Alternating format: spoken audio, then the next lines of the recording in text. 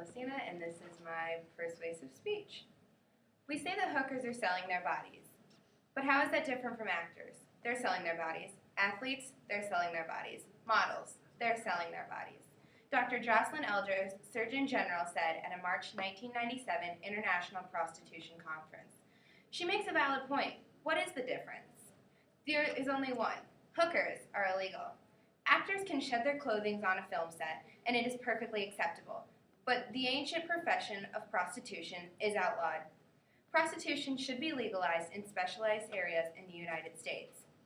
The U.S. legal system penalizes prostitutes and their clients in an expensive legal system.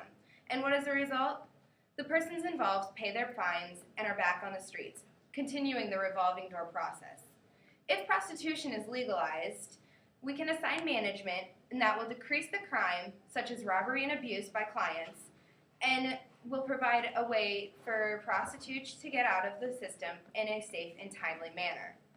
According to studies, serious crime is very high in the United States. The U.S. is behind Mexico in murder and has nearly half the murders of Mexico, more than 2 times the murders of Canada. Rape, which is here, the U.S. is second on the list, with Canada topping it. The U.S.'s rate is slightly less than half of Canada's, and more than 2 times France. We are firmly in second place in violent crimes. There is an unknown correlation between laws that prohibit sex and higher crime rates.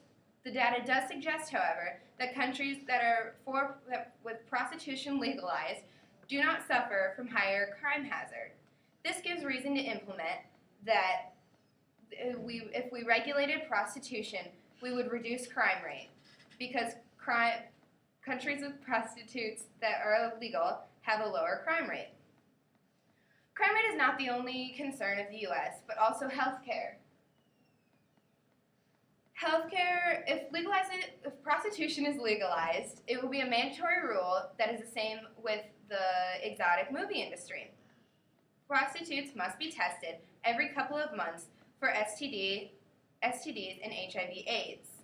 If we look at the statistics of countries with legalized prostitution that are subject to HIV/AIDS compared to the U.S. is tied first with the United Kingdom. But in Israel, where prostitution is legal, nearly 1/8 suffer.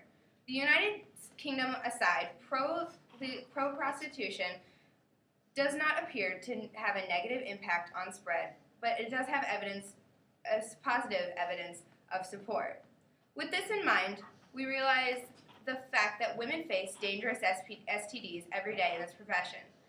If some are left untreated, it could be fatal or cause infertility. If prostitution is legalized, these infections would be caught and treated and before harm is done to the body, and this would also decrease the spread. With the testing of prostitutes and members of the pornography industry, question is raised: what is the difference? Both are paid for sex or sexual favors, but prostitutes aren't being filmed. Prostitutes are performing these acts in private rather than in front of a plethora of cameras. And also, the pornography industry is not wasting millions of tax dollars on enforcing laws against it. Law enforcement forces prostitutions out of places where it could normally be found, in brothels or in motels, and in neighborhoods where the act is not wanted. There's a lot of money put into catching the prostitutes and their clients and processing them through an expensive system. And what is the end result? The police and courtrooms overburdened with cases with little or no impact on prostitution.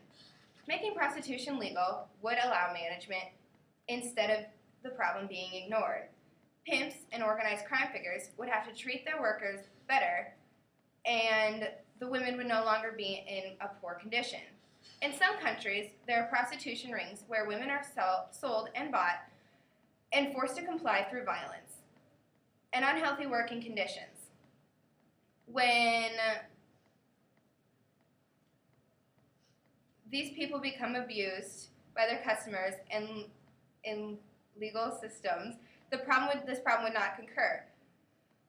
This would increase safety and jobs because prostitutes often have to get in cars with strangers, so this would decrease the probability of them getting kidnapped and killed. The U.S. could also tax the acts that the prostitutes do and make profit rather than lose it. According to The Economist, on September 2nd, 2004, in an opinion article, it states that sex is their business.